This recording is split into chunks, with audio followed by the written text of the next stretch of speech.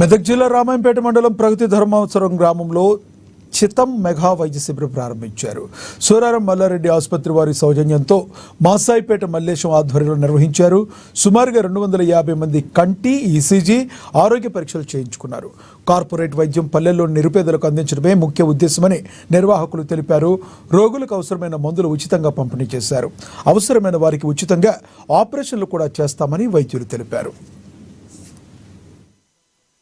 ధర్మారం గ్రామంలో Suraram hospital, Mallareddy సౌజన్యం hospital వారి ప్రోత్సాహంతో, వారి వైద్యుల బృందంతో ధర్మారం గ్రామంలో మెగా వైద్య శిబిరం నిర్వహించడం జరిగింది.